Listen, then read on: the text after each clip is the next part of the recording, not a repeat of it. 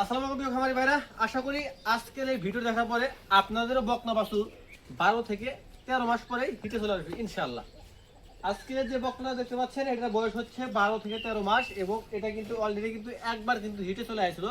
যদি ওকে বিষটা দেওয়া হয়, কারণটা হচ্ছে ওর এখনো বডি স্ট্রাকচারটা বীজ ধারণ করার মতো ক্ষমতা রাখে না, কারণ ওর গোদটা একটু নড়বড়ে আর কি। তো আমি আপনাদেরকে জানাবো, আপনারা চাইলেই কিন্তু খুব তাড়াতাড়ি কিছু পরামর্শ শুনেই আপনারা আপনাদের বকনা বাছুরকে মাত্র 12-13 মাসে কিন্তু হিটে আনতে পারবেন। সেজন্য আপনাকে বেসিক্যালি যা করতে হবে সেটা হচ্ছে, আমাদের যে খামারি ভাইরা আছে, বিশেষ করে আমাদের গ্রামে, এই গ্রামের যে প্রান্তিক খামারিরা আছে মূলত তাদের বকনাগুলাই কিন্তু 12-13 মাস তো দূরের কথা, অনেক বকনা কিন্তু 2 দাঁত 4 দাঁত হয়ে গেলে কিন্তু হিটে আসে না। এবং তারা অনেক সময় বলে যে আমাদের কপাল খারাপ বা এই বকনার জাতটা ভালো না। আসলে ভাই, বকনার কোনো দোষ নাই, দোষটা হচ্ছে আমাদের এই প্রান্তিক খামারি ভাইদের, যাদের খামার সম্বন্ধে বকনা সম্বন্ধে জ্ঞানের পরিধিটা অনেক কম। তো আমি আমার ছোট্ট এই খামার থেকে যতটুকু অভিজ্ঞতা অর্জন করতে পারছি সেটা এখন আপনাদেরকে বলবো। আমরা খামারে যেটা করি সেটা হচ্ছে, আমাদের খামারে যখন একটা ষাঁড় বাছুর হয় তাকে আমরা যে পরিমাণ দুধ খাইতে দিই তার তুলনায় কিন্তু একটা বকনা বাছুরকে কিন্তু আমরা কখনোই কিন্তু দুধ খাইতে দিই না। সেটা হচ্ছে, এটা মেন কারণ হচ্ছে আমাদের সমাজটাই হচ্ছে পুরুষ শাসিত সমাজ, যেই সমাজে কোনো নারীদের কোনো মূল্য নাই। ঠিক এরকমই এই খামারে কিন্তু বকনা বাছুরকে খুব একটা গুরুত্ব দেওয়া হয় না, যার কারণে আমরা কিন্তু একটা বকনা বাছুর যখন জন্ম নেয় তাকে কিন্তু পর্যাপ্ত পরিমাণে কিন্তু আমরা দুধ কিন্তু খাইতে দিই না। তো প্রিয় খামারি ভাইরা, বকনা বাছুরকে আপনার কি করতে হবে, একটা ষাঁড় বাছুরকে যতটুকু দুধ দেবেন বা যতটুকু দুধ ওর দরকার ঠিক ততটুকু দুধ দিতে হবে। তো এটা হচ্ছে মেন কথা। আপনি প্রথমত ওকে দুধ দেন এবং বাছুর যখন 4-5 মাস বয়স হবে তখন থেকে ওকে নিয়মিত কৃমিনাশক করেন, সাথে লিভার টনিক, জিঙ্ক এবং কিছু ভিটামিন সাপ্লিমেন্টও আপনার দিবেন অবশ্যই। যখন একটা বাছুরকে একটা বাছুরকে নিয়মিত কৃমিনাশক করবেন এবং ভিটামিন সাপ্লিমেন্ট দেবেন, লিভার টনিক দেবেন, তখন দেখবেন যে ওর গ্রোথটা ভালো হবে এবং ওর শরীরে কোনো ঘাটতি থাকবে না। আর আমরা মূলত জানি যে যে সকল গরু বাছুরের ঘাটতি থাকে, ভিটামিনের ঘাটতি থাকে বা অন্য অন্য ঘাটতি থাকে, সেগুলো কিন্তু সহজে কিন্তু হিটে আসে না।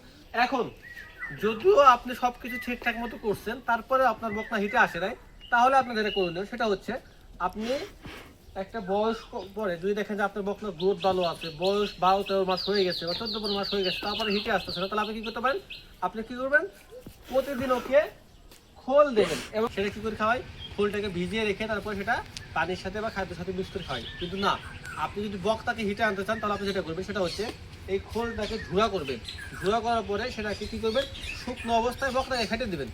এবং আপনি যদি কোনো বকনাকে একটা বয়সকালে গিয়ে তারা 1 মাস যদি শুকনো খোল খাওয়াতে পারেন 3.5 কেজির মতো, তার মানে মাসে প্রায় 15 কেজি খোল যদি কোনো বকনাকে খাওয়াতে পারেন, 100% শিওর আপনার ওই বকনা হিটে আসবে এবং হিটে আসলে অবশ্যই কনসেপ্ট করবে।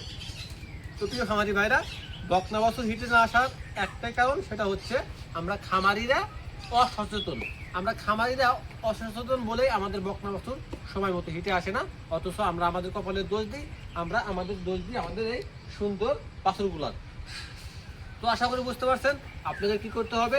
এবং যাদের খামারে বকনা বাছুর জন্ম হয় তারা কি করবেন, পর্যাপ্ত পরিমাণ দুধ দিবেন, পর্যাপ্ত পরিমাণ বাছুরকে দুধ কিনে দেবেন। এবং যারা হাট থেকে বকনা বাছুর কিনে আনবেন তাদের জন্য যে পরামর্শ, আপনি আগে যার থেকে বকনাটা কিনবেন তার কাছ থেকে শুনবেন যে ভাই, এটাকে কি কৃমিনাশক করা হয়েছে কিনা বা অন্য অন্য সাপ্লিমেন্ট দেওয়া হয়েছে কিনা। যদি না দেয় তাহলে আপনি বাসায় আনার পরে অন্তত 6-7 দিন পরে কিন্তু বকনাটাকে কিন্তু কীটনাশক করে নেবেন এবং ভিটামিন সাপ্লিমেন্ট এবং লিভার টনিক, জিঙ্ক যা কিছু আছে সব কিছু দেবেন ইনশাল্লাহ। তো আশা করি এই পরামর্শগুলো শুনলে আপনার বকনা খুব তাড়াতাড়ি হিটে আসবে ইনশাল্লাহ।